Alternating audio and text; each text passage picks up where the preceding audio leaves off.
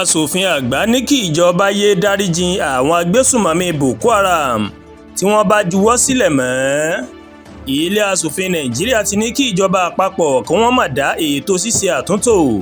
àti dídá àwọn ẹgbẹ́ Boko Haram tí wọ́n juwọ́ sílẹ̀ padà sáàrin ìlú fún ìgbà kan náà. Àwọn aṣòfin náà mà tún rọ àwọn ẹ̀ṣọ́ aláàbò láti tẹpẹlẹ mọ́ akitiyan wọn láti náwó gan kí wọ́n sì tún fìyà jẹ àwọn agbésùnmọ̀mí tó bá ń ṣokùnfà àwọn ìkọlù tó ń wáyé káàkiri ní orílẹ̀-èdè Nàìjíríà. Ilé aṣòfin àgbà fẹnukò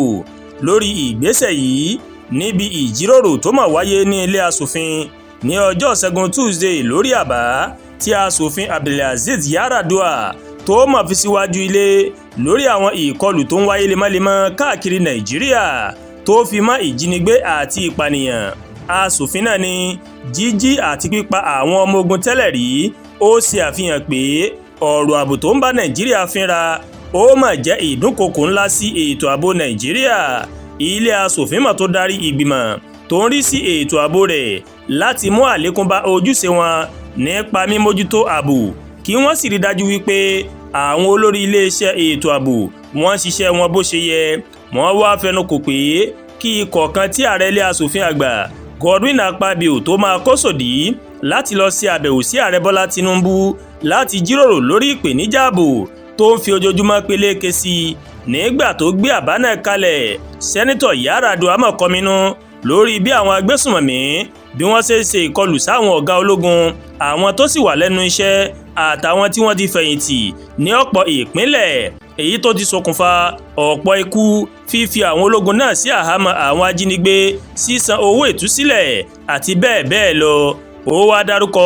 àwọn ìṣẹ̀lẹ̀ bẹ́ẹ̀ tó ti wáyé bíi jíjí ọ̀gá Rabiu Garuba Yandoto àtàwọn ọmọ rẹ̀ méjì ní òpópónà Gusau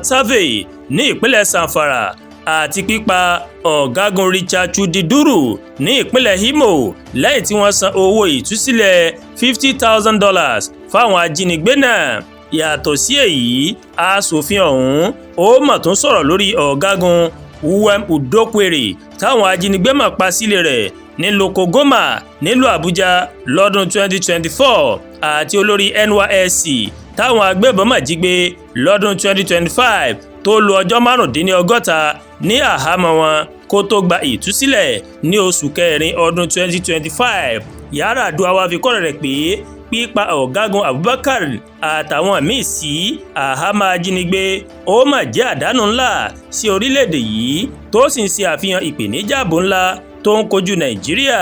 Ó wá ṣèkìlọ̀ pé dídá ojú oró kọ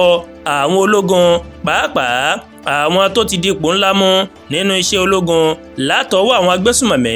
àti agbébọn ó mà ṣe àfihàn ewu ńlá tó ń kojú ààbò Nàìjíríà. Lẹ́yìn ìjíròrò lórí àbá náà, ilé aṣòfin wá fẹnukò láti ké sí ìjọba àpapọ̀ láti ṣe ìdádúró dídáríjì àwọn agbésùnmọ̀mí tó bá ti juwọ́ sílẹ̀ fún ìjọba kí wọ́n sì yéé dá wọn padà sáàrin ìlú mọ́. Wọ́n ní dípò bẹ́ẹ̀ ní í ṣe ni kí ìjọba kó máa fi ìyà tó mà tọ́ kó máa fi jẹnikẹ́ni tí ọwọ́ bá ti tẹ̀ pé ó mà lọ́wọ́ nínú ìwà ìgbésùnmọ̀mí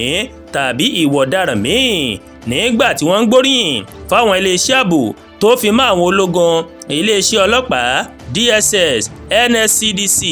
àtàwọn ẹ̀ṣọ́ ààbò míì fún akitiyan wọn lórí ààbò Nàìjíríà, wọ́n máa pè fún àjọṣepọ̀ tó dánmọ́rán láàrin àwọn ẹ̀ṣọ́ ààbò yìí lójúnà àti kojú ìpèníjà ààbò. Ilé aṣòfin àgbà ní ìgbéga ó gbọ́dọ̀ bá bí wọ́n ṣe ń pín ìròyìn nípa ààbò, ìṣàmúlò ìmọ̀ ẹ̀rọ àti àjọṣepọ̀ pẹ̀lú àwọn aráàlú láti dènà ìkọlù lọ́jọ́ iwájú. Wọ́n wá fi kọ́rọ̀ wọn wípé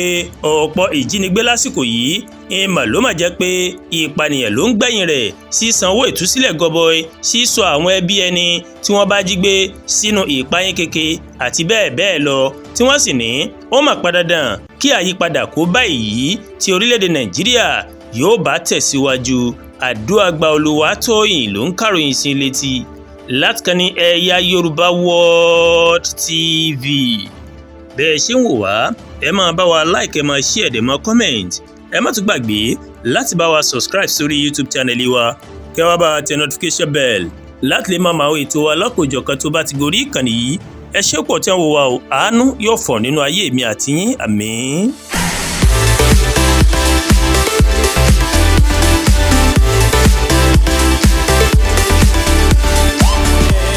Yorùbá World TV, ìkànnì tó sojú ọmọ kóòtù òjíire.